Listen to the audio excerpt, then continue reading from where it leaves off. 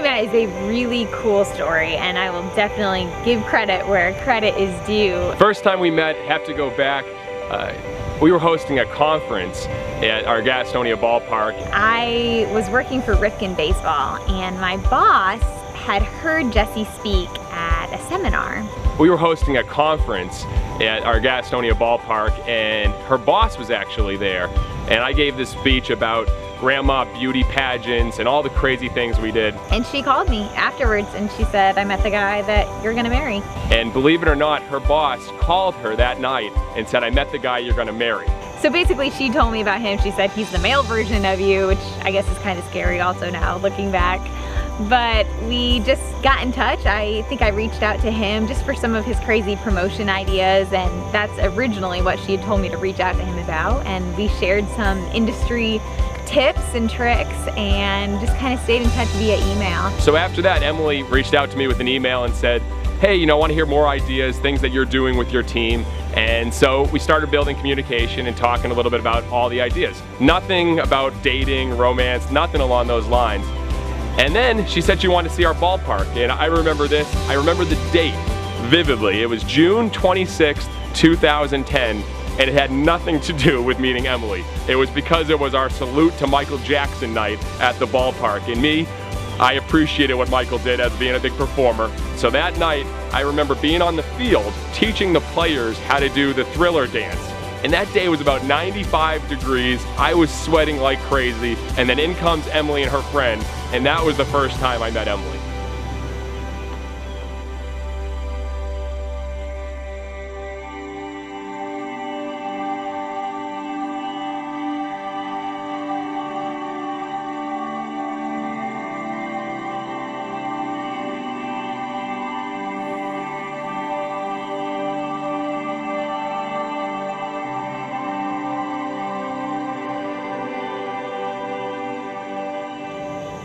First kiss. That would be embarrassing if I were one to be embarrassed, because I was totally rejected on that. And I went like this. I actually rejected her and she made the move. But after a little bit thinking about it, I told her about the situation. I went and then I kissed her back, and that was our first kiss in Myrtle Beach. I just clicked with him, and I knew that he had with me too. So I guess I just kind of went for it at the end of a weekend that we had spent together, again at another seminar. I remember the first time I saw her, she got up, gave me a big hug, and we ended up spending the whole weekend in the industry talking about baseball, talking about promotions, and we knew we had something. There was a spark, and just had shared so many stories and so much passion about the industry and what we want to do in this world. And you know, everything was just perfect. So at the end of the weekend, we're ready to go back to different states, and I was like, I can't just leave and he's not making any moves, so. Emily texted me and said, hey, do you want to go a walk on the beach? And I guess she told me she was all ready. She had her flip-flops on, she was ready to go, and I was ready to go, but I said no. You know, times have changed, and I'm gonna kind of take matters into my own hands, and went for the kiss, got totally rejected, found out later it was for a good reason. Because I was actually kind of seeing someone at the time, I didn't feel like it was right. He had left out those details, but he did then kind of explain everything, and we still ended up kissing, and the rest is history, I guess.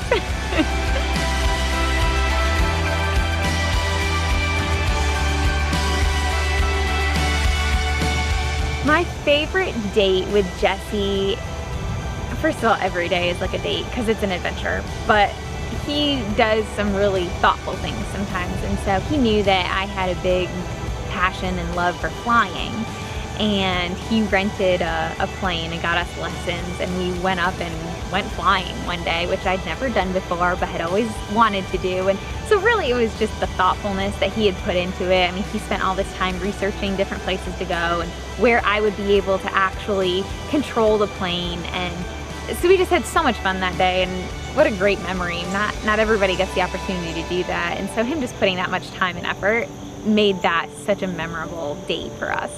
Favorite date with Emily? I'd have to go back. We were in a skee ball league, which is crazy, where you play skee ball out at the bars, and we were in Noda in a skee ball league. Our name of the team was the Grizz Skis, and I remember we were playing skee ball, having a great time, and I saw right next to the skee ball Matt Nathanson was having a concert. And I was like, I don't know Matt Nathanson, but it was a concert. So I said, why don't we just go? We stood there the whole time. And I remember that night, that was very beginning of our relationship. I knew at that point she was the one and we had the time of our life.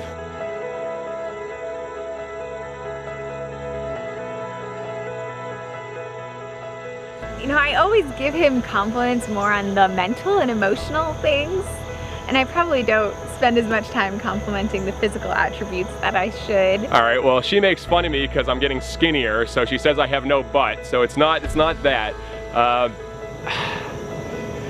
I guess I would say my eyes, but I don't know. I don't know what she likes. I love looking in his face. I feel like I can tell a lot from his facial expressions. Everyone knows Jesse is extremely animated. And so just kind of looking into his eyes, I can tell whether his next, you know, approach or whatever he's about to do is, you know, mischief or fun or serious. And so just physical for me, the first thing I'm drawn to are his eyes. She definitely makes fun of the fact that I have no butt. So it's not that. Maybe I would think maybe it's my eyes, I guess. But for her, it's obvious. For me, it's definitely her eyes. Yet she still wears glasses sometimes. See, when I met her, she had the LASIK eye surgery, and now she wears glasses here and there. So I am very particular on having her take off those glasses because I love her eyes so much. My physical attribute that he likes the most, he's definitely a butt guy, but I don't know if I could say that on camera, which I just did. But I guess he would probably say eyes also if he was keeping it PG.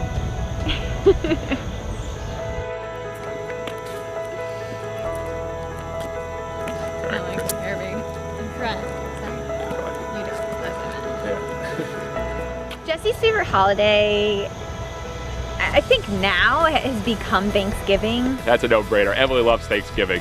Nothing more than Thanksgiving. She can hang out with all her family, have this big giant meal. She loves Thanksgiving. We love July 4th together as a couple because usually we have a huge fireworks show at one of our teams that night, and we love nothing more than sharing a fun day with thousands of people. So July 4th is cool for both of us, but we've also really started to spend some quality time and focus on Thanksgiving and Christmas because we of course get to see people, and we're starting to slow down at that time. Our summer is a blur. We don't spend as much quality time together, and once we get to that October, November time, we're really focusing on each other again. So we have a lot of fun visiting people, and we also one year dressed up as pilgrims for Thanksgiving, which was memorable and funny, and so just things like that where we can be goofy and kind of reconnect. So that Thanksgiving, Christmas time for both of us is pretty special.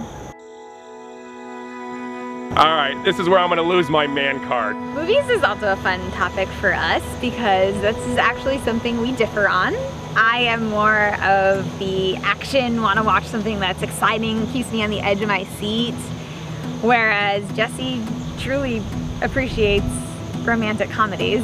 Sorry, babe, I'm telling the world. I like romantic comedies, so I'm the guy that will literally watch romantic comedies with a perfect happy ending, and she'll make fun of me as I want to watch Love Actually or The Holiday over and over again. Wow, this movie's gonna end up hurting me in the long run. Love Actually, The Holiday, I mean, total chick flicks that he can watch on repeat. Like, I will get up and leave, and he's really engrossed in this love story, which is sweet. But yeah, he's a romantic comedy guy through and through. She loves those action thriller movies, and I think she's seen Top Gun maybe 30 times. He knows that I'm an action thrill seeker. Top Gun is my favorite, so anything like that where there's a lot of moving parts and things happening, I'm super into. So he knows that straight up. That was a discussion in the very beginning, and we don't watch a lot of movies. We don't watch a lot of TV together, but we don't watch a lot of movies together, and maybe it's because he likes the love stories and I like the action.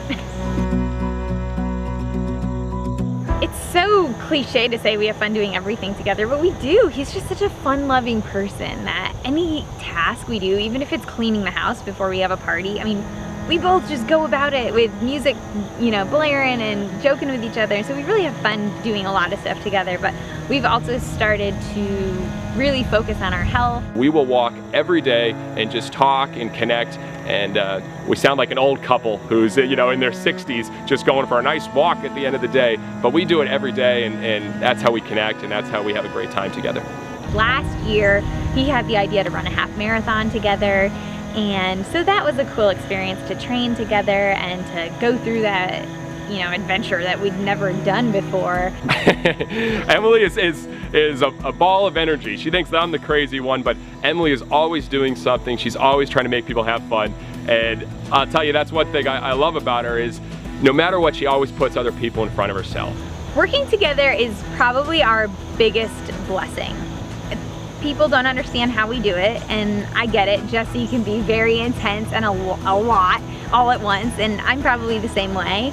But it's so important for us because we started to understand each other so much faster, I think, because we saw each other on so many different levels. And Emily will always put other people in front of herself, and I love that to death about her. By working together, I think we've grown so much closer, so much more quickly as a couple, and I wouldn't change it for the world. We really don't have bad days together at work. It's truly been a blessing. Her family thinks she's crazy for marrying me now. I've really developed a close relationship with her family. What's great about her family versus my family is I was an only child. My dad was an only child. My dad's dad was an only child. Yet Emily's family, she's got 3 amazing brothers. Jesse has been such an awesome addition to the family. He's become the 4th son, honestly. I've got 3 brothers, and he fits right in with them. They're all best friends now, which was a natural fit. It wasn't forced because he was going to be the new in-law. And it's all about a family environment. They put their family first. So I'm coming from a small family, just me, my dad, and Diane, and then all of a sudden I joined this huge family. So it's an amazing feeling. I mean, they literally followed her all down here. The entire family moved down here once we fell in love and started living together. So I'm excited to be joining that. He gives my mom crap for the same things my brothers do, and it's just this constant, joking around and fun. He's been a perfect addition, honestly. I couldn't imagine anyone coming in and fitting in as well with our family as he has. Oh, geez, there's a great question. It's weird. I think a lot of people say, oh, it was love at first sight. It was, obviously for us, it wasn't love at first sight because she came and saw me while I was teaching the Thriller dance, sweaty, gross, disgusting. We were both in relationships. So that wasn't it.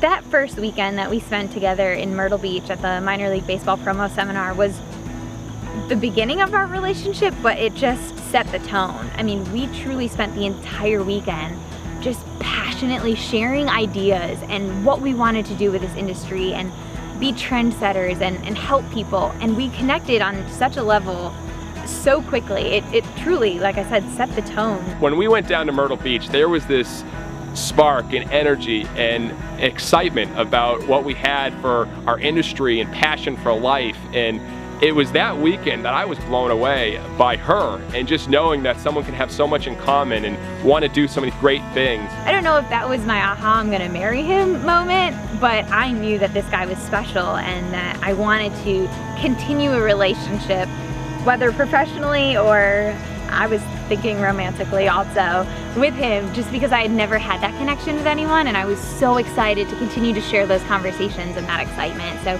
that first weekend that we spent together at that seminar in Myrtle Beach in 2011 was awesome.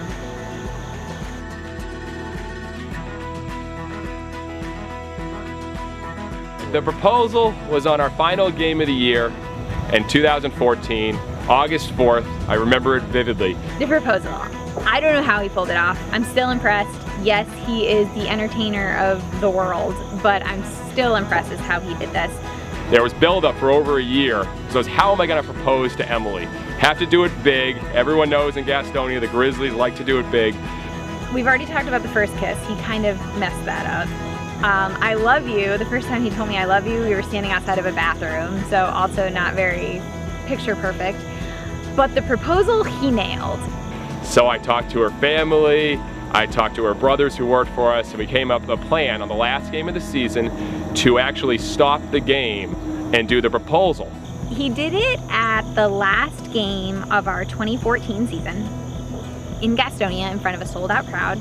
But the question is, how do you propose to someone who also runs the team, and how do you do it without her knowing? And this was one of the biggest challenges that I had, because we had to have, of course I'm gonna do fireworks, I'm gonna have our whole family there, our closest friends there.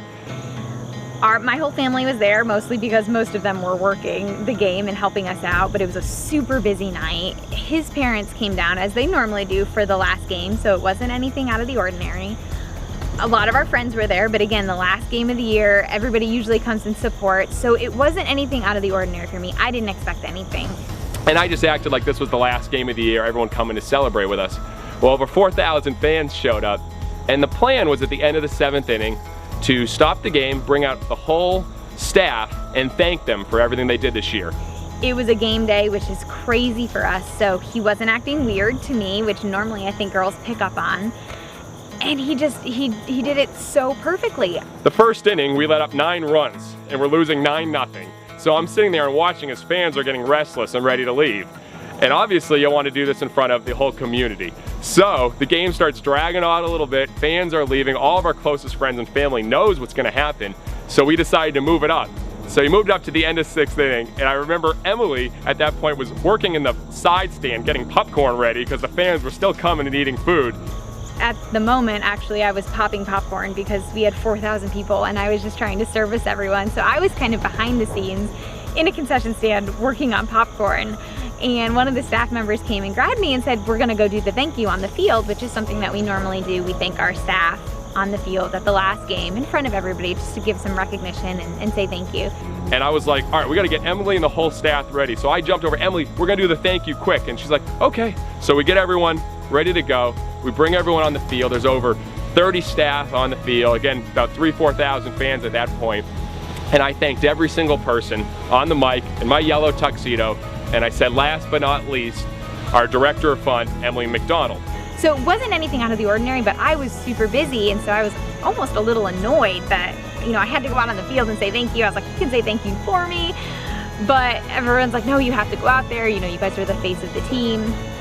So sure enough, we go out to the field to say our quick thank you. He goes down the line just like he does every year and says thank you to each individual staff member.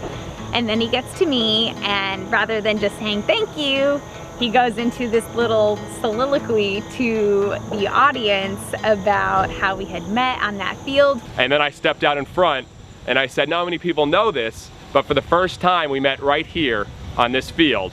And I went into a little bit more, saying, since then I've had the time of my life with you, so I have just one question.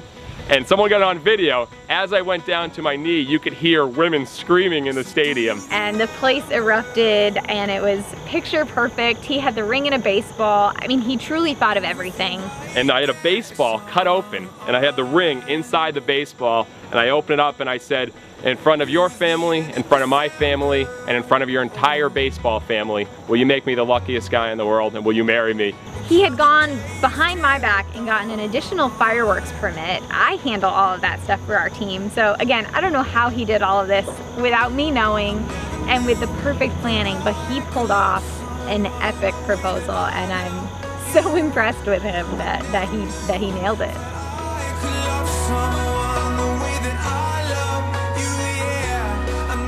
10 years from now, wow, I'm already getting teary-eyed. 10 years from now? That's a great question. First of all, there should be a disclaimer. I think when I turned 28, my body was still shocked that I hadn't had kids or something like I was supposed to at this time, so I cry at everything now. I don't know if that's natural, and something that Jesse likes to pick on me about. But in 10 years, I guess I want to say the same thing to him that I want to say now, which is just thank you. Mine's more of a thank you. I think it's a heartfelt thank you for being there for me, for supporting me, and giving me this life that I never thought imaginable. To having a family. I mean, the fact that I have a family now with her 3 brothers, her mother, her father that I never thought I'd have. Thank you for letting me have that opportunity to be a part of your life, and thank you for giving me this life that I just didn't know I'd have. He has helped me see life through a different lens. everyone knows he's the most positive person, but he truly is, and he helps me spin every situation into a positive one, and going through life like that is so much more enjoyable than focusing on the negative or looking at things from a bad perspective. And so I want to thank him, just like I should thank him today and every day. And I know I'm getting sappy and emotional, but he just makes life fun, and I have no doubt that the adventures will never stop, and raising kids is going to be a blast with him, and going through the challenges will be easier with him. And so just thank you today and every day for being my partner, and I'm excited to have fun with you and be positive and spread our love for everything with as many people as we can. Thanks. I know we'll be having fun, we'll be traveling, we'll be doing our things with our teams, but I really consider myself the luckiest person because of what you've given me.